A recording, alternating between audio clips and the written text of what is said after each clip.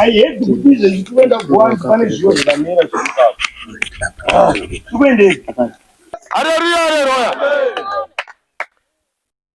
Iyo yekugua iyo haina kana basi. Yekugua yekuti vari kufamba vari kuuya nematocha. Tina kana basa nawo izvo. Avatorwarawo zvavo matocha atadza kurara. Uyo atotadza kurara hako. Murwere wopfungwa ka. Iwosiona kuti ari kurwara. Ende zvaikuita zvokufamba netochi yake. Kunadza kuti ari kutotya ukaona munhu ari kufamba netochi kana ari munhu chaya nezvinhu chaya zvinotyisa anofanira kuuya kwakachena ufambe su kwakachena.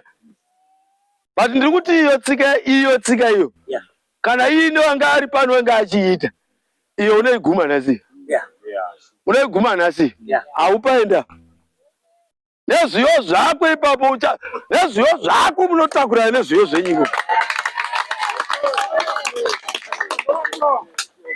nezviyo zvako uchataurira nezviyo zvako iwo ipapo paguva ipapo taisa toda kutopaenda ndakutoti mukuru wangu ari Bishop tokumbira kuzombosvikawo parinda riye timbosvikawo ipapa tomboimba kuzana zvotiri ipapo tobva vari iwe netochi dzako nezviyo zvako toda kuona kuti unoenda kupi nazvo vapanzwa ipapo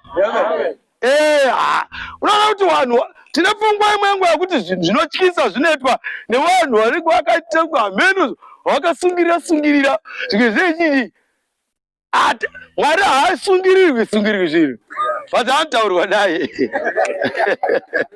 Haleluya church. Mwari anotaurwa naye haasungirirwi izvozvo.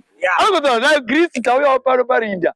Pano vanomboitawo madrama achidaro. Haleluya church. Amen. Mwari woita zvinhu zvavo. Saka handisa kutombo kuda kutaura zvokumhari sei. Handisa kutombotaura izvozvo. Ndangoya basi kuti ndikotaura basi kuti uko unotambira vanhu uko hakutambirwe. Because tikasvika ikoko tinotaura namusiki. Amen church. Hallelujah. Amen church. Hallelujah. Amen. Ndati ndiri kufamba nekungoti nguva ndiyo ndiri kufamba naye. Ndinoda kusiyira dhokota kuti waite sei waparidze kana waparidza then tozoenda uko kuzviyo ndokwe ndinoda kuenda ikoko ini ndokwe ndinoda kuzviyo ndokwe ndinoda kuzviyo. Amen church. Saka ndiri kuti Mwari dai vazotiitira zvakanaka. Toda kupa mukana kuti mutungamiri wasimuke wakwanise kunge vachitipa shoko ravachatipa zuva ranhasi. Mwari vari mubatsiri. Amen. Asi ndichiti anozosiyana nekumwe kutenda. Haana kumbofa akaora, akafa akamuka. Saka isu tinotenda kwaari, kana tikafa tinomukawo savahoerera. Vanomuka. Havarambe vakavata apa. Zvekuti kurwara kwako ndekuti unofunga kuti ungaite marituals. Unenge warwara zvokupedzisira. Ende doti nhasi vese vanoda kuita itaike kupedzisira, vanoda kutora ivhu yani mabhaketi muchichera, vanoda muchitora zvese. Tiripo tichikutenderai. Tapedza toudza Mwari kuti vaenda nevhu vai Mwari dhirai navo. Topedza. Tione kuti unodii. Haleluya church. Because vakomana vanenge vari right vari kutaura. Ndenjinzwisa context yavo. Vari kuti pamwe kuda ari kuda uyu ada kutotorawo mumwe pakati pedu. Tinogona kufa zvisinganzwisiki. But inobva ndada kuvaudza futi kuti hama dzangu amubatsirwe nemuteuro uchaitwa nevanhu vaMwari. Unotokwana muna Jesu oita ugaro hwako maari. Kana iwe muna Jesu amauri wava ibwe risingatsemuke. Auroyeki. Zina ari kukurwadza yaya hadi kuti muende kwaneurologist ndemusoro. Sirai isu tikutaurirei kuti munonyarara sei. Ende munoziva kuti pane zvimwe zvinhu zvinonzi zvenhando. Zvenhando zvakafanana nemunhu anoya netochi paguva. No, unoziva kurwara kwakadaro ndekunonzi kwekupedzisira. Zvokuti munogona kusiya nyaya momanyisa nyaya isiriyo. Tobva pano tisina kuita zvatanzi tiuye kuzoita. Tese tava emotional nenyaya yekuti aenda paguva ndiani.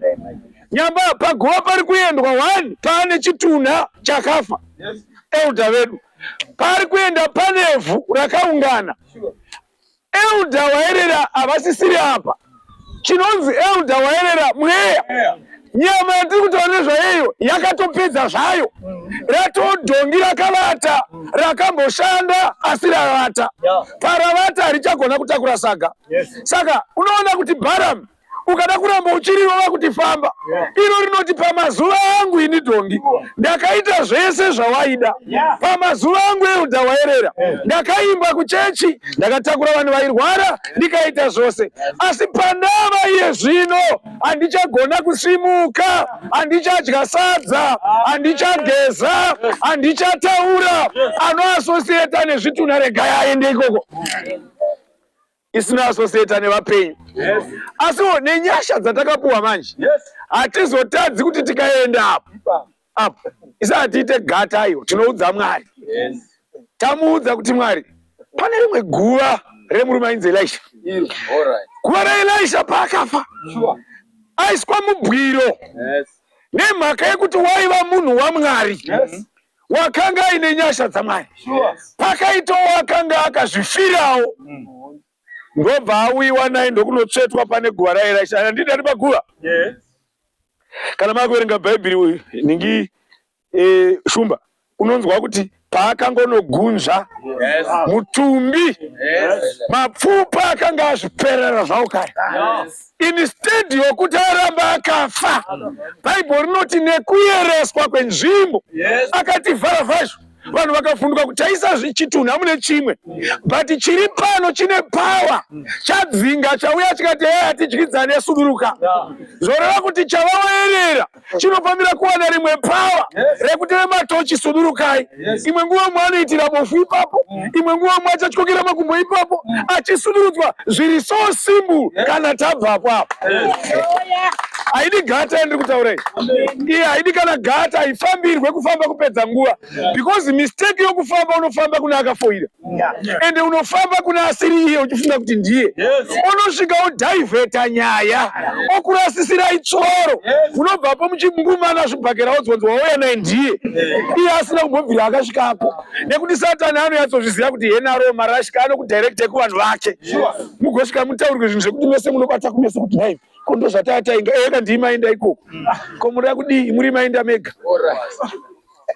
Hallelujah church. Hallelujah kereke. Takadanirwa kutendeuka nekunamata Mwari. Takadanirwa kurumbidza Mwari. Dzimwe nzira ngatisiye. Ndaitaura musuno ndiri pa nefenyuro ndikati. Zviratidzo zvakataurwa naMwari. Almost zvese completed. Hakuna Christmas yakambotambwa kuvasharukwa vedu vari pano vasina kudya chibage. Hakuna. Chaitangidzirwa chese maitochidya. Vamwe vaita madanha musi wa 25 ndovaibika bhodho rekutanga. Tora mugadheni nominda tadya. Patiye zvinotarisa imoni kunzwisa kwachi kuita tsitsi. Chiri kuita kunge hukwana dzakafirwa naamai. Dzanaiwa futi nemvura dzisina pekuhwanda. Asi iwe pfungwa dzako hadzifunge, maziso ako haone. Pari kunzi namatai iwe uri kuramba uchifunga zvekunotocha kumakuva. Nguva ino ine chibage chisati chadyiwa, mvura iri kuramba kunaya mudenga, iwe uri kumhanya netochi paguva remunhu akafa.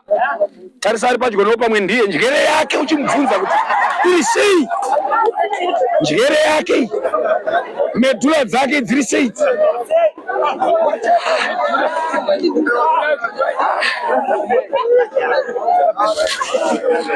Hallelujah.